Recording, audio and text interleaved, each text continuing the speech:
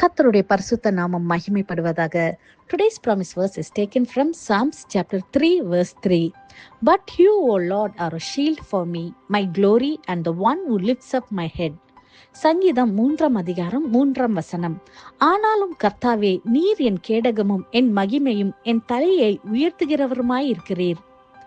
Are you going through a season of battle, fear and sleepless nights? ஒருவேளை நீங்கள் போராட்டங்கள் வழியாக பயம் மற்றும் தூக்கமில்லாத இரவுகள் நிறைந்த ஒரு காலத்தில் நடந்து கொண்டிருக்கிறீங்களா? இந்த நாளிலே கர்த்தர் கொடுக்கின்ற நம்பிக்கையின் வாக்குத்தத்தத்தின் மூலமாக அவர் சொல்லுகிறார், அவர் உங்கள் தலையை உயர்த்துவேன் என்று. ஆம் பிரியமானவர்களே, வாழ்க்கையில சில நேரங்களிலே பிரச்சனைகள், அவமானங்கள், பயம், மனசோர்வு போன்ற காரியங்கள் நம் தலையை குனிய செய்ய வைக்கிறது அல்லவா? தாவீது ராஜான் வாழ்க்கையில கூட அவரை சுற்றிலும் பல எதிரிகள், பல விதமான நெருக்கங்கள், போராட்டத்தை அவர் சந்திக்கும் பொழுது அவர் இந்த அழகான சங்கீதத்தை எழுதுகிறத நம்ம பார்க்கிறோம். இந்த சங்கீதம் 3 அவர் சொல்லுகிறார், ஆனாலும் கர்த்தாவே, நீர் என் கேடகமும் என் மகிமையும் என் தலையை உயர்த்துகிறவருமாயிருக்கிறீர் என்று. இதுல 3 காரியத்தை அவர் சொல்லுகிறத நம்ம பார்க்கிறோம். நீர் என் கேடகம், என் மகிமையும் என் தலையை உயர்த்துகிறவருமாயிருக்கிறீர் என்று. ஆம் பிரியமானவர்களை, கேடகம் என்று பார்க்கும்போது பாதுகாப்பை இதை அவர் சொல்லுகிறத நம்ம பார்க்கிறோம்.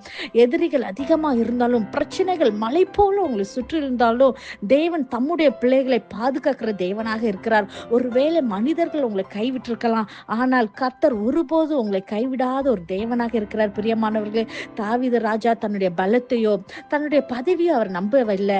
அவர் கர்த்தரையே மகிமை, கர்த்தர் தான் தன்னுடைய மகிமை என்று சொல்லி விசுவாசித்த ஒரு மனிதனாக கர்த்தரே ஒரு நம்பிக்கை கொண்டிருந்ததை நம்ம பார்க்கிறோம். இந்த காரியத்துல தேவன் தம்முடைய பிள்ளைகளை என்றென்றைக்கும் தலை குனிந்த நிலையில அவர் விடவே மாட்டார். ஒருவேளை உங்களுடைய சூழ்நிலைகள், உங்களுடைய பிரச்சனைகள், நீங்க கடந்து போற காரியங்கள் எல்லாம் பார்க்கும்போது, ஒருவேளை நான் தலை குனிந்து போய்விட்டேனே, இப்படிப்பட்ட ஒரு காரியம் என் வாழ்க்கையில நீங்க நடந்துட்டேன்னு சொல்லி நீங்க வேதனையோட காணப்படலாம். ஆனா கர்த்தருடைய பிள்ளைல நீங்க அவருடைய சமூகத்துல அவரை நீங்கள் விசுவாசிக்கிறபடியால் நிச்சயமாகவே அவர் உங்களுடைய கண்ணீரெல்லாம் சந்தோஷமாய் மாற்றுகிற தேவனாக இருக்கிறார். When God lifts up your head, sorrows changes into testimony. இதை விசுவாசிக்கிறீங்களா? நம்ம வேதத்துல வாசிக்கும் போது அன்னாளின் வாழ்க்கையில கூட பார்க்கும்போது அன்னாள் மிகவும் துக்கத்துல இருந்து அதை பார்க்கிறோம். குழந்தை இல்லாததுனால அவ மிகவும் அவமானப்பட்டதை நம்ம பார்க்கிறோம். ஆனாலும் அவள் தேவனிடத்துல ஜெபித்த பொழுது தேவன் அன்னாளுடைய தலையை உயர்த்தினாள் என்று பார்க்கிறோம். சாமுவேலை கொடுத்து கர்த்தர் அவளை ஆசீர்வதித்து அவ அவமானங்களை ஆசீர்வாதமாக மாற்றினார். அவள் தலையை உயர பண்ணினார் அல்லவா?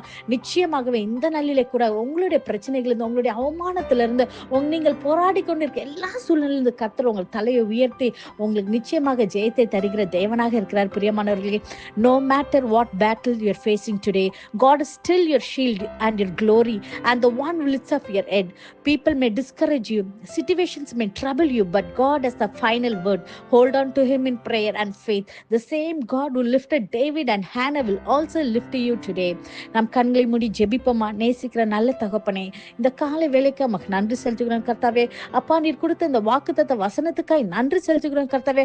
அப்பா, நீர் எங்க கேடகமாய், எங்க மகிமையாய், எங்கள் தலையை உயர்த்துகிறவராய் இருப்பதற்காக உமக்கு நன்றி செலுத்துகிறோம் கர்த்தாவே. அப்பா, இந்த வேதத்தை, அப்பா, அந்த வசனத்தை கேட்டு ஜெபிக்கிற ஒவ்வொரு பிள்ளைகளுடைய வாழ்க்கையில கர்த்தாவே, அப்பா, நீங்க அவங்க கேடகமா இருந்து பிள்ளைகளை மகிமையினால நிரப்பி கர்த்தாவே, அவங்க தலையை நீர் உயர்த்தும்படியாக உங்களுடைய சமூகத்துல தாழ்த்தி மன்றாடி ஜெபிக்கிறோம் கர்த்தாவே. பெரிய காரியங்களை செய்யுங்க. இயேசுவின் மூலம் ஜெபிக்கிறோம். ஜெபம் கேட்டபடியால் ஆமென். God bless you.